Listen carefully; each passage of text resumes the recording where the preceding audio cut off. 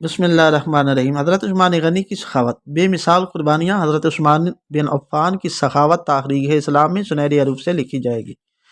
آپ نے ہمیشہ اللہ کی راہ میں اپنی دولت خرچ کی اور کئی موقع پر مسلمانوں کی بے پناہ مدد کی۔ انہی میں سے چند مشہور واقعات درج ذیل ہیں۔ نمبر 1، بئر روما۔ بئر روما کا واقعہ مدینہ میں میٹھے پانی کا ایک بڑا کنواں تھا جسے بئر روما کہا جاتا تھا۔ یہ ایک یہودی کی ملکیت میں تھا جو مسلمانوں کو مہنگے دام میں پانی فروخت کرتا تھا۔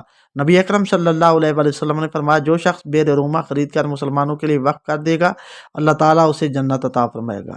حضرت عثمان غنی نے کنواں آدھا خرید کر مسلمانوں کے لیے مفت کر دیا۔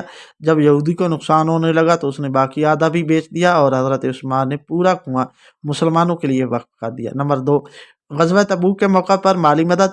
غزوہ تبوک کے موقع پر اسلامی فوج کو ہتھیار، خوراک اور سواریوں کی شدید کمی تھی۔ نبی اکرم صلی اللہ علیہ وسلم نے فرمایا کہ اللہ کی راہ میں خرچ کرنے کی پر ترغیب دی۔ حضرت عثمان غنی نے 300 اونٹ بما سامان پیش کیے اور 10,000 دینار سونے کے سکے نبی اکرم صلی اللہ علیہ وسلم کے قدموں میں رکھ دیے۔ مزید ضرورت دے کر 1000 دینار مزید دیے۔ نبی اکرم صلی اللہ علیہ وسلم نے فرمایا کہ آج کے بعد عثمان بن عمل بھی کرے انہیں کوئی نقصان نہیں پہنچ سکے گا۔ ترمذی شریف۔ مدینہ میں قحط کے دوران غلہ تقسیم کرنا۔ مدینہ میں ایک بار سخت قحط پڑا اور لوگ خوراک کی قلت کی وجہ سے پریشان ہو گئے۔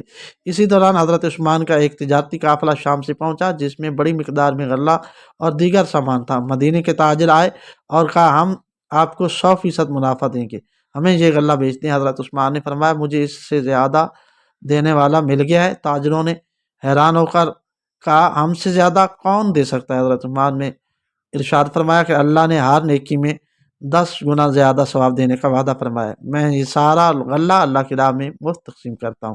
یہ سن کر مدینے کے غریبوں کی آنکھوں میں خوشی سے آنسو آ گئے اور حضرت عثمان نے پورا غلہ اللہ کی راہ میں صدقہ کر دیا۔ فضائل الصحابہ، جلد نمبر 1، حدیث نمبر 49۔ مسجد نبی کی توسیع میں مالی توسیع۔ مسجد نبی کی جگہ کم ہو گئی تھی اور نبی اکرم صلی اللہ علیہ وسلم نے فرمایا، جو شخص مسجد کے لیے زمین خرید کر دے گا اللہ اسے جنت میں بہترین گھر عطا فرمائے گا۔ حضرت عثمان نے فوراً وہ زمین خرید کر مسجد نبوی کے لیے وقف کر دی۔ یہ ان کی اللہ اور اس کے رسول سے محبت کی علامت تھی۔ نمبر 5، غلاموں کو آزاد کرنے کی عادت۔ حضرت عثمان نے اپنی زندگی میں لاکھوں درہم خرچ کر کے ہزاروں غلاموں کو آزاد کیا اور ان کی عادت تھی کہ ہر جمعہ کو ایک غلام آزاد کیا کرتے تھے۔ جب اللہ نے ارشاد فرمایا، جب اللہ نے مجھے دی ہے تو میں کیوں نہ اللہ کے بندوں کو آزاد کروں۔ حضرت عثمان کا ذاتی لباس اور سادہ زندگی تھی۔ حضرت عثمان مدینہ کے امیر ترین شخص تھے مگر ان کی زندگی انتہائی سادہ تھی۔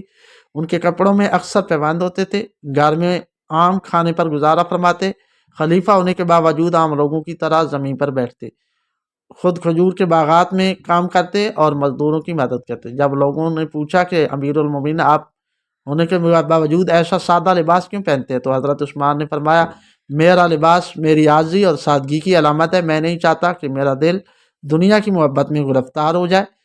حلیۃ الاولیاء۔ حضرت عثمان سخاوت اور فیاضی ہر دور کے مسلمانوں کے لیے مشعل راہ ہے۔ انہوں نے اپنی دولت دنیا کے لیے نہیں بلکہ آخرت کے لیے خرچ کی۔ وہ ہمیشہ اللہ اور اس کے رسول کی رضا کے طلبگار رہے۔ انہوں نے دولت کو فخر یا غرور کی بجائے خدمت دین اور فلاح انسانیت میں استعمال کیا۔ یہ واقعات ہمیں سکھاتے ہیں کہ حقیقی دولت وہ نہیں جو بینک میں ہو بلکہ وہ ہے جو اللہ کی راہ میں خرچ کر دی جائے۔